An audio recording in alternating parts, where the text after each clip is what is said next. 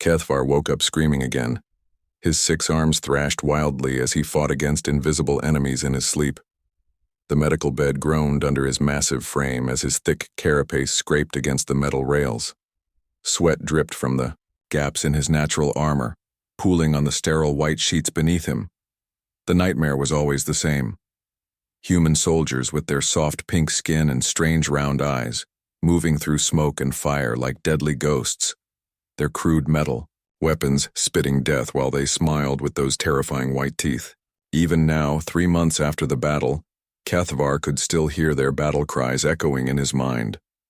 A gentle chime filled the medical bay as the automatic systems detected his distress. Within moments, Dr. Vexlin entered the room. Her blue-green scales shimmered under the artificial lights as she approached the bed. Unlike Kethvar's warrior caste, she belonged to the healer class, with 4 arms instead of 6, and a more delicate build. "The dreams again?" she asked, her voice soft and melodic in the way of her people. Kethvar nodded, unable to trust his voice. His mandibles clicked nervously as he tried to calm his racing hearts. The Zephyrian warrior looked nothing like the proud soldier who had once led elite strike teams across the galaxy. His once gleaming carapace was now dull and scarred, marked with the ugly wounds that refused to heal properly. The worst damage was not visible to the eye. Dr. Vexlin activated her data pad and settled into the chair beside his bed. She had been treating him since his evacuation from Kepler 442b, the planet the humans called New Haven. In all her years as a military psychiatrist, she had never seen a warrior so completely broken by combat experience. "Tell me about the battle again," she said gently. "Start from the beginning." Kethvar's compound eyes fixed on the ceiling above. The metal surface reflected distorted images of the room, reminding him of the way human weapons had reflected sunlight during that terrible campaign. He began to speak, his voice rough and hesitant. "We were the best," he said. "The Crimson Talon Battalion, elite warriors who had conquered 17 star systems without losing a single battle. Our exoskeletons could deflect energy weapons. Our plasma rifles could melt through any known armor. We moved as one mind, sharing thoughts and tactics through our neural links." Dr. Vexlin made notes on her pad, encouraging him to continue, with gentle nods. "The humans were supposed to be easy prey," Kethvar continued. "Command showed us images of their settlements, crude concrete buildings, primitive metal vehicles. They had no natural armor, no claws, no venom sacs, just soft flesh wrapped around fragile bones. Intelligence reports said they used chemical, explosives and metal projectiles. Ancient technology that should have been useless against our forces." The warrior paused, his breathing becoming labored as the memories pressed against his consciousness like a physical weight. Dr. Vexlin waited, patiently, knowing that pushing too hard would cause him to retreat back into silence. "General Techmore briefed us personally before the mission," Kethvar said. "He told us the humans had been expanding across their region of space for several decades.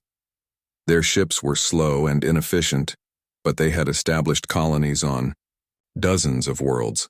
The Empire needed those resources, and the humans were in the way."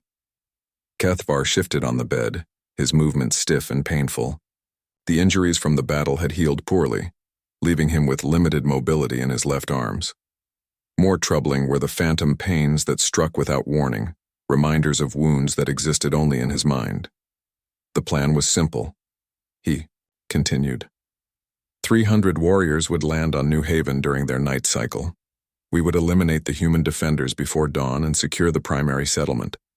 Follow-up forces would arrive to begin resource extraction. The entire operation was expected to take less than 1 planetary rotation. Dr. Vexlin noticed the way Kethvar's mandibles began clicking more rapidly as he spoke. It was a sign of increasing stress, a warning that he was approaching the edge of another breakdown. She made a note to adjust his medication if necessary. "We had studied 17 different species before the humans," Kethvar said. "The pattern was always the same. Initial resistance followed by surrender once they realized they were outmatched. The smart ones would negotiate terms, the proud ones would fight to the end. But they all fell eventually." The warrior's voice grew quieter, forcing Dr. Vexlin to lean closer to hear him. "The humans were different from the start," he whispered. "When our dropships entered their atmosphere, we expected to see panic in their settlements. Running figures, abandoned positions, the chaos that comes with facing superior force. Instead, we saw organized movement, vehicles moving to predetermined positions, lights being extinguished in patterns that suggested coordinated response." Kethvar closed his compound eyes, but the images continued to play behind his lids. The memory of that first glimpse of human preparation still sent chills through his exoskeleton. "Landing zones were supposed to be clear," he said. "Intelligence had identified several flat areas near the settlement that would allow easy deployment. But as our ships descended, we saw that the humans had prepared surprises. Hidden weapons positions, camouflaged obstacles. They had been expecting us." Dr. Vexelin made another note. The pattern was becoming clear. Every survivor from the New Haven campaign reported the same thing.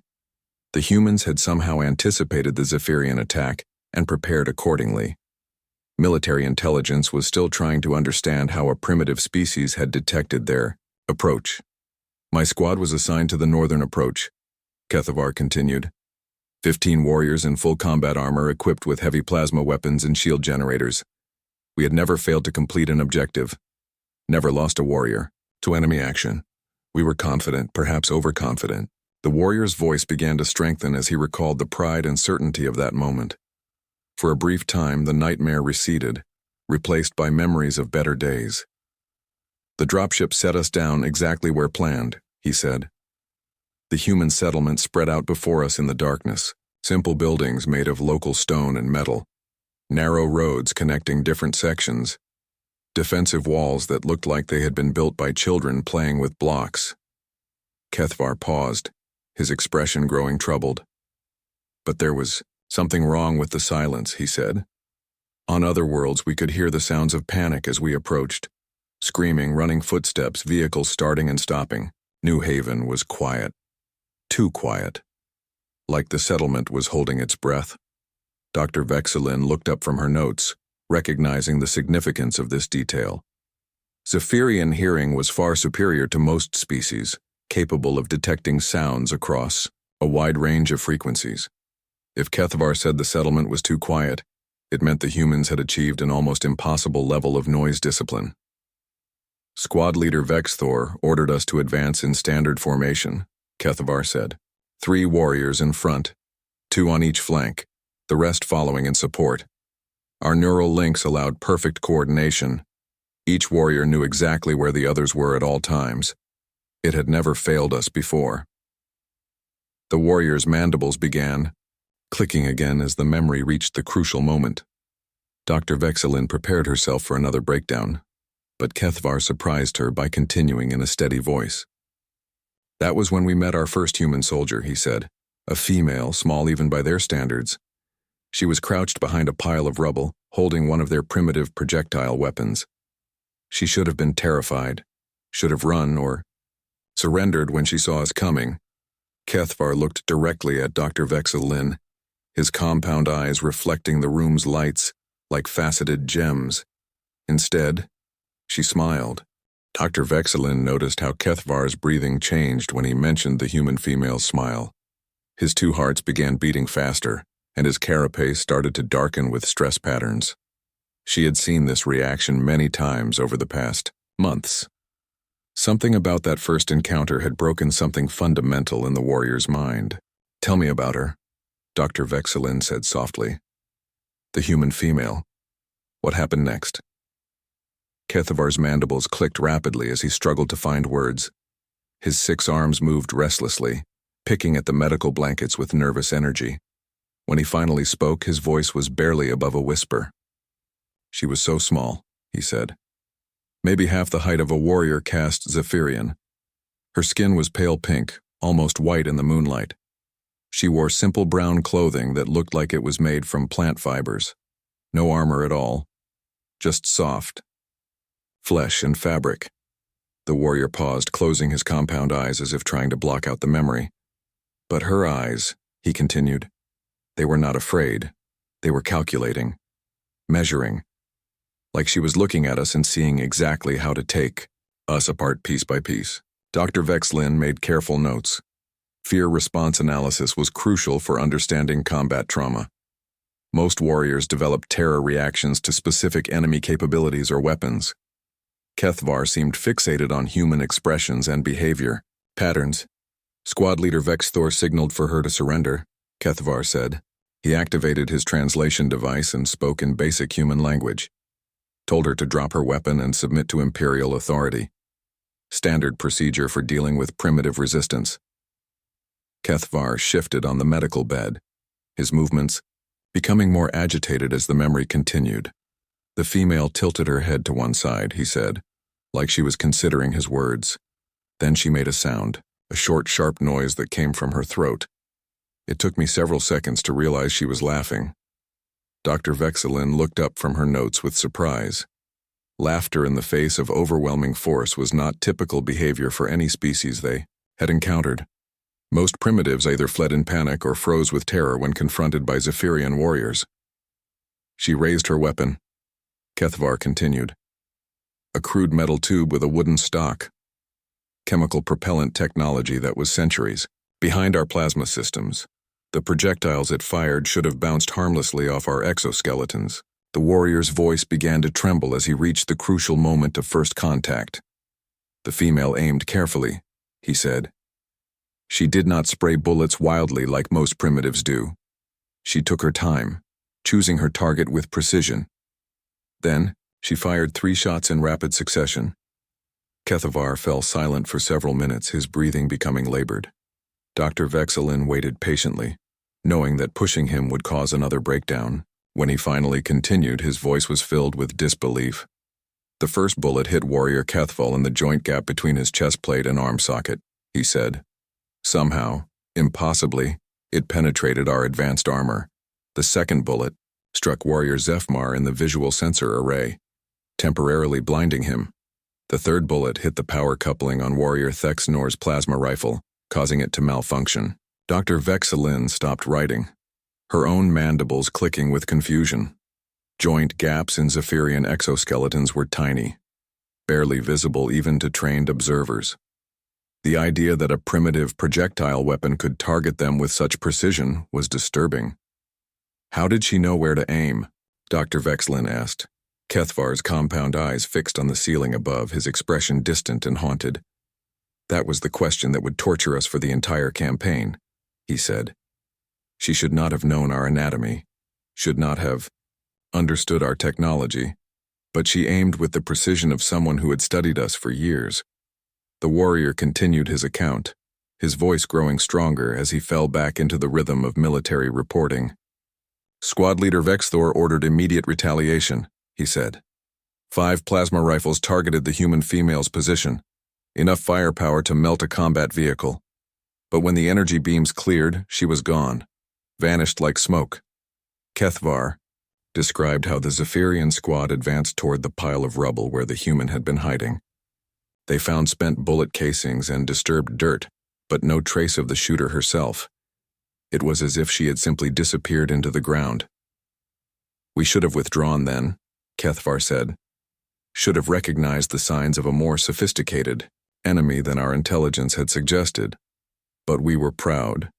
We were elite warriors who had never been stopped by primitive weapons.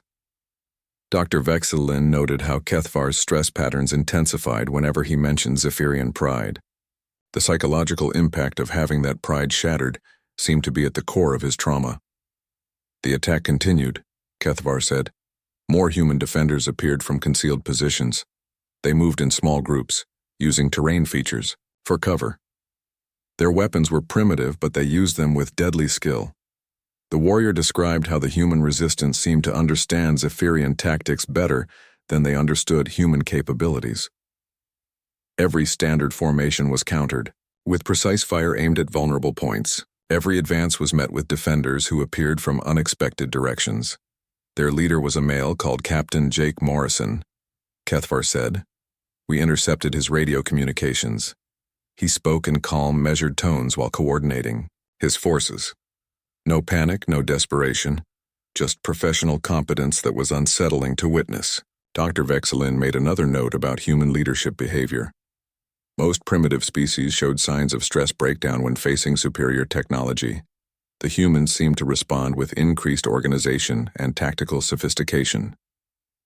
Morrison directed his soldiers with surgical precision, Kethavar continued. He knew exactly where we were vulnerable and how to exploit those weaknesses. When warrior Drexval advanced too far ahead of the squad, Morrison had a sniper waiting to target his sensor array. When we tried to flank left, his people had prepared a crossfire zone. Kethavar's voice grew quieter as he described the growing casualties among his unit. Warriors who had survived dozens of campaigns were falling to primitive weapons fired by creatures they had expected to crush easily. The worst part was their faces, he said. When other species fought us, we could see fear in their expressions, desperation, the knowledge that they were outmatched. But the humans looked determined, focused, like they were exactly where they wanted to be. Dr. Vexelin looked up from her notes, struck by this observation. Facial expression analysis was an important part of combat psychology. Most species showed submission responses when faced with clearly superior force. Human expressions suggested they saw the battle as an opportunity rather than a catastrophe. By dawn, we had lost 6 warriors, Kethavar said, more casualties than we had taken in the previous 5 campaigns combined. The human settlement was still fully operational. Their defenders were still fighting with the same deadly efficiency they had shown at the beginning. The warrior fell, silent again, his compound eyes reflecting the medical bay's lights. Dr. Vexelin waited, sensing that he was approaching another critical memory. That was when we realized the truth, Kethavar said finally. The human female who had smiled at us during first contact. She appeared again on the settlement's wall, still carrying her primitive weapon, still wearing that same expression of cold calculation. Kethavar looked directly at Dr. Vexelin, his voice dropping to a whisper. She waved at us, actually raised her hand and moved it back and forth in what we later learned was a human greeting gesture, like she was welcoming us to her world. The warrior's mandibles clicked one final time before he closed his eyes, exhausted by the effort of reliving those memories. That was when we understood that we were not the hunters anymore. Dr. Vexelin watched as Kethavar's stress patterns deepened across his carapace. Dark bands of color rippled along his exoskeleton, a biological response that indicated severe psychological distress. She had seen many warriors struggle with combat memories, but none had shown such intense physical reactions to their recollections. The second week was when everything changed, Kethavar said, his voice hollow and distant. We thought the first day was just bad luck. Maybe the humans had gotten lucky with a few good shots. Command ordered us to regroup and prepare for a proper assault. The warrior's 6 arms moved restlessly as he spoke, picking at the medical blankets with increasing agitation. Dr. Vexelin made a note to increase his sedative dosage if the session continued much longer. General Thekmore arrived with reinforcements, Kethavar continued. 200 fresh warriors plus heavy weapons and siege equipment. He was confident that overwhelming force would break human resistance quickly. Kethavar paused, his compound, eyes reflecting the medical bay's lights like broken mirrors. When he spoke again, his voice carried a tone of bitter irony. The humans were ready for us, he said. They had somehow acquired pieces of our technology from the fallen warriors. Armor fragments, weapon components, even communication devices. We found out later that they had been studying our equipment throughout the night.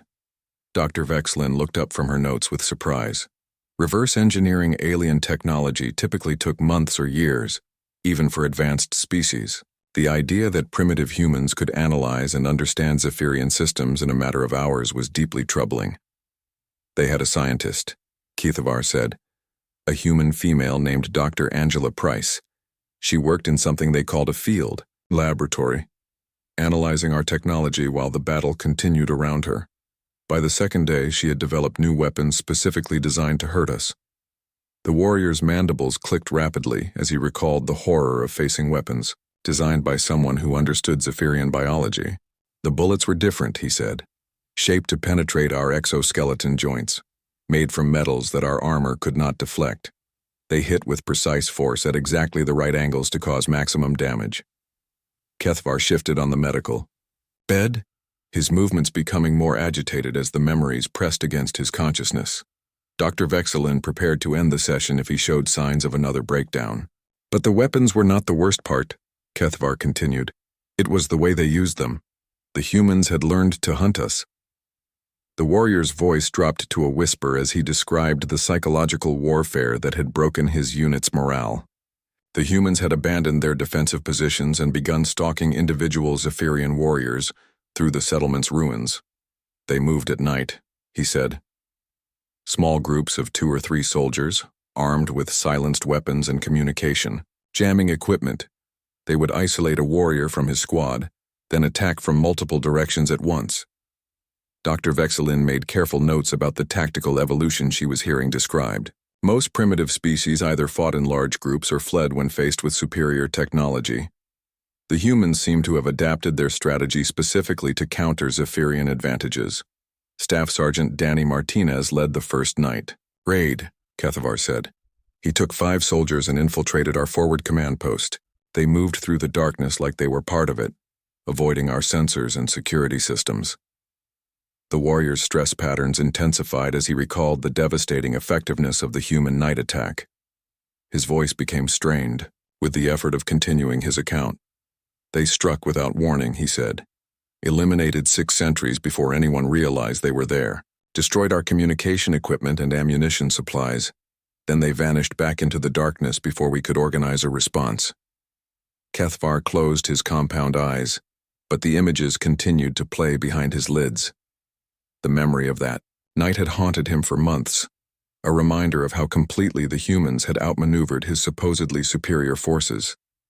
Martinez left a message, he said, written in our language on the wall of the command post.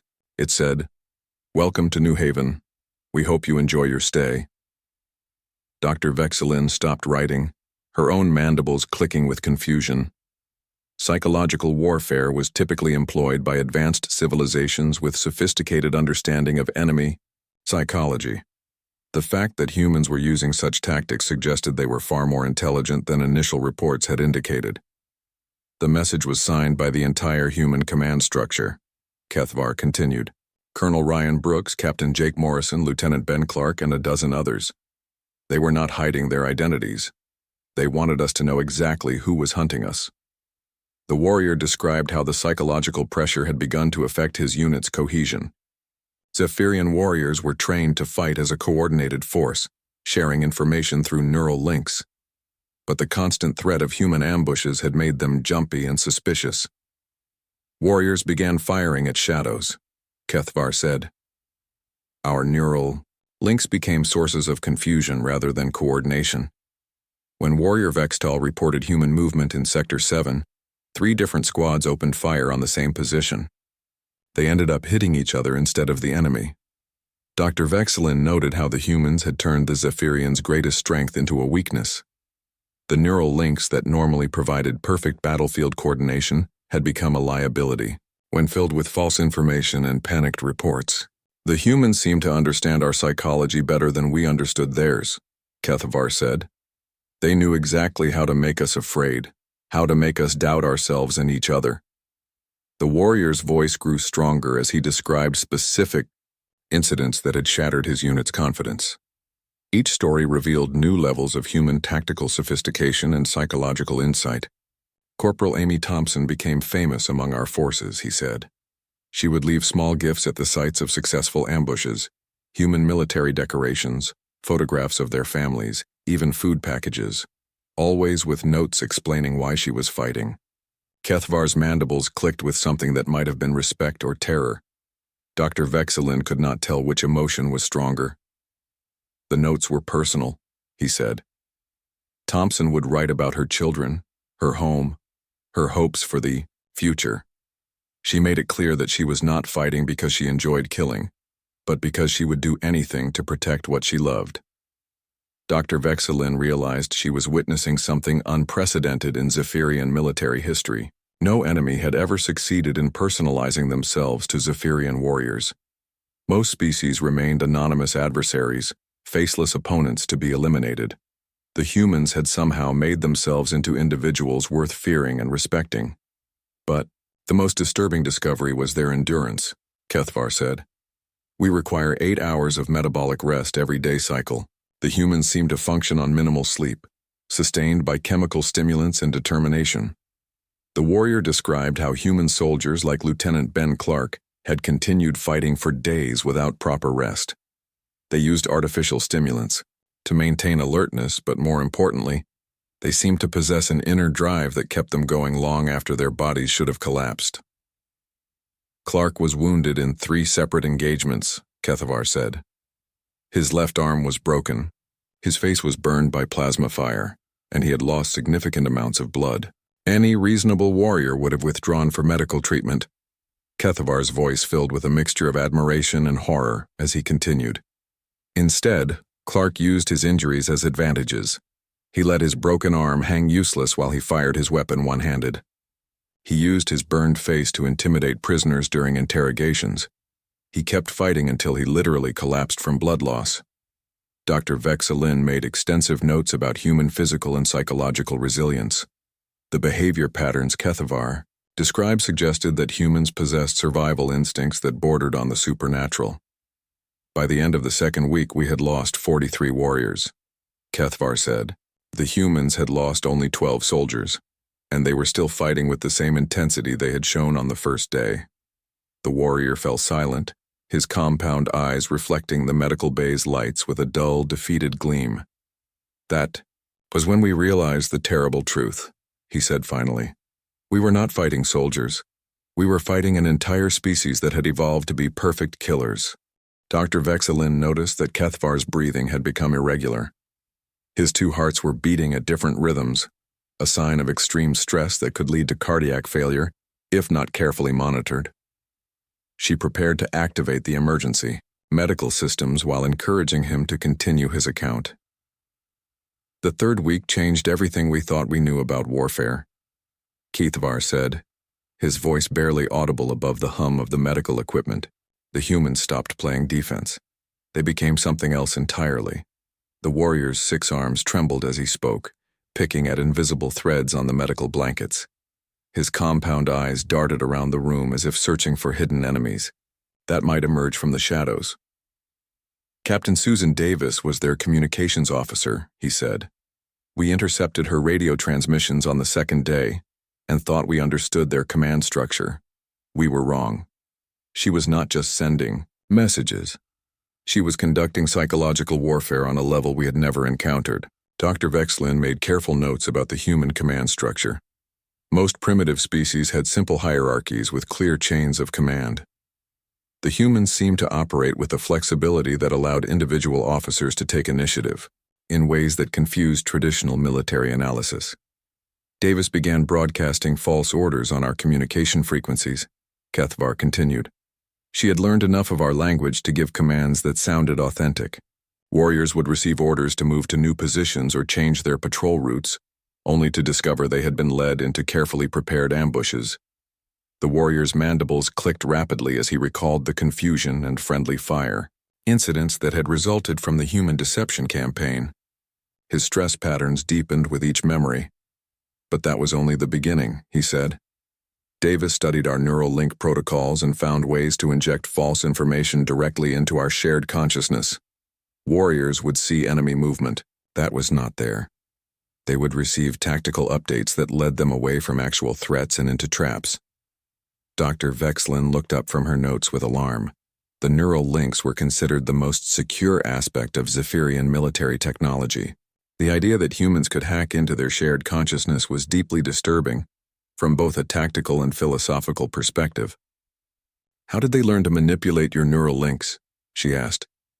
Kethvar's compound eyes fixed on the ceiling above, his expression distant and haunted. They had help, he said. Warrior Kethzon was captured during a night patrol. We assumed he was dead.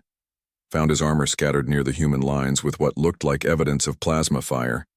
Standard casualty protocols indicated he had been killed in action.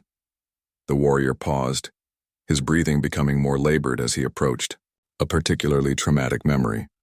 3 days later, we discovered Kethzon was alive, he said. The humans had staged his death.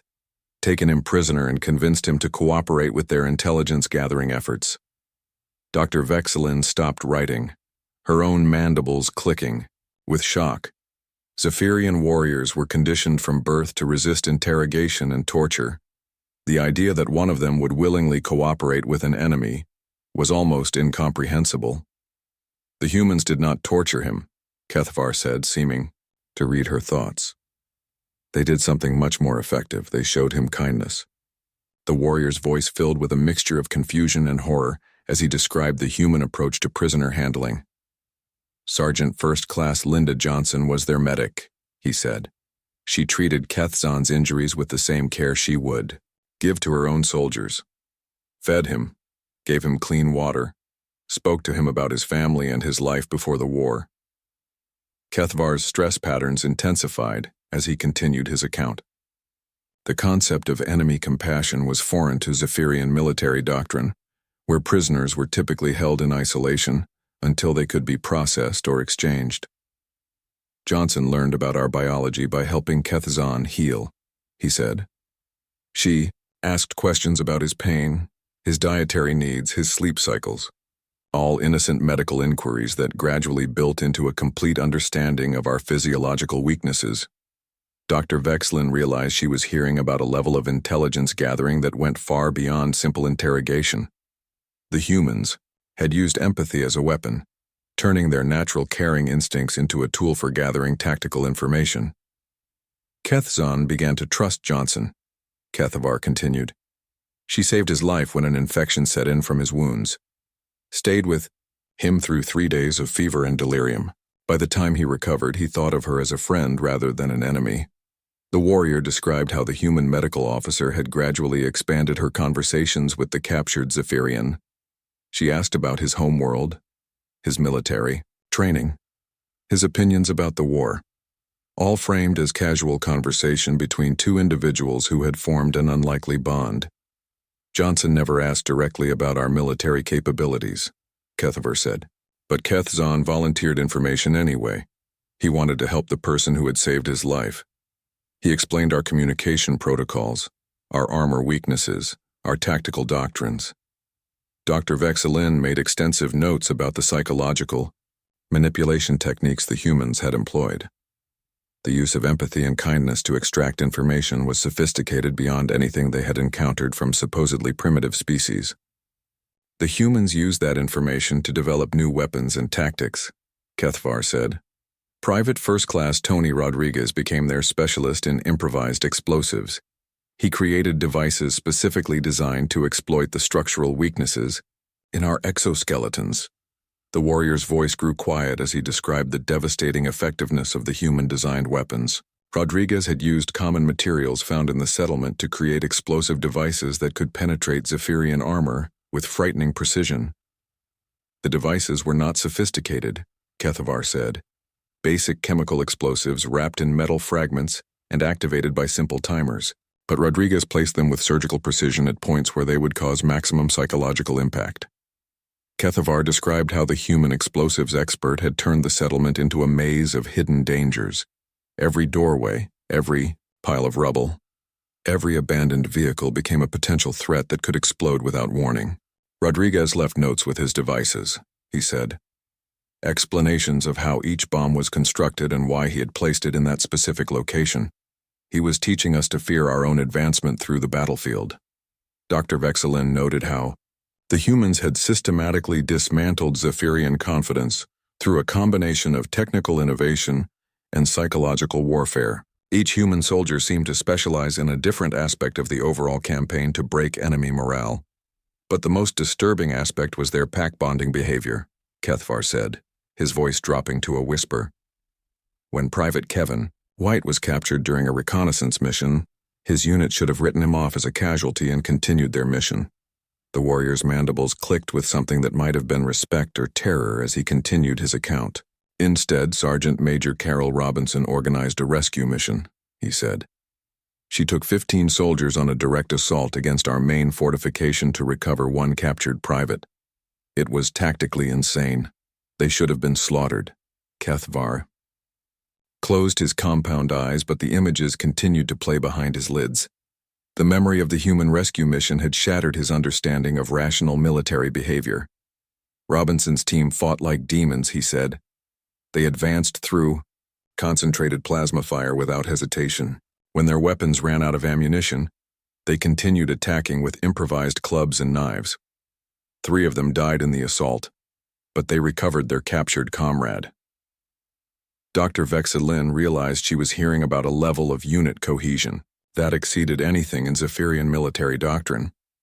Individual soldiers were considered expendable assets to be used efficiently. The human willingness to sacrifice multiple lives for a single captured warrior suggested psychological bonds that bordered on the irrational. White was not even conscious when they reached him, Kethvar continued. He had been sedated for medical treatment of his injuries. Robinson's team risked everything to save someone who could not even appreciate their sacrifice. The warrior fell silent for several minutes, his breathing gradually returning to normal as he processed the memories. When he spoke again, his voice carried a tone of grudging admiration. That was when we understood that we were not fighting individual soldiers, he said. We were fighting a family, and families will do anything to protect their own. Dr. Vexilin watched as Kethavar's compound eyes began to leak the clear fluid that served as tears for their species. His massive frame shook with barely controlled emotion as he approached the final phase of his traumatic memories. She had seen many warriors break down during therapy, but none had shown such complete psychological devastation. The withdrawal order came on the 21st day, Kethvar said, his voice hollow and distant. General Thekmore transmitted the evacuation signal directly to all surviving units. We were to abandon New Haven immediately and return to the fleet for emergency medical treatment and psychological evaluation. The warrior's 6 arms moved restlessly as he spoke, picking at the medical blankets with increasing desperation. His stress patterns had deepened to the point where his carapace appeared almost black under the medical bay's lights. By that time, we had lost 197 warriors, he continued. More than half our total force, including some of the most experienced soldiers in the Imperial military. The humans had suffered only 36 casualties, and they were still fighting with the same deadly efficiency they had shown on the first day. Dr. Vexilin made careful notes about the casualty ratios. In previous campaigns against primitive species, Zephyrian losses had typically been less than 5% of total forces deployed. The numbers from New Haven represented a military disaster of unprecedented proportions. The retreat was supposed to be organized and tactical, Kethvar said. Standard protocol called for phased withdrawal with rear guard actions to protect the main force, but the humans had other plans. The warrior's mandibles clicked rapidly as he recalled the chaos and terror of those final hours on New Haven. His breathing became labored, forcing Dr. Vexilin to monitor his vital signs carefully. Major Greg Patterson led their pursuit forces, he said. He had been studying our withdrawal procedures throughout the campaign. The moment our dropships began landing to evacuate wounded warriors, his teams launched coordinated attacks on our landing zones.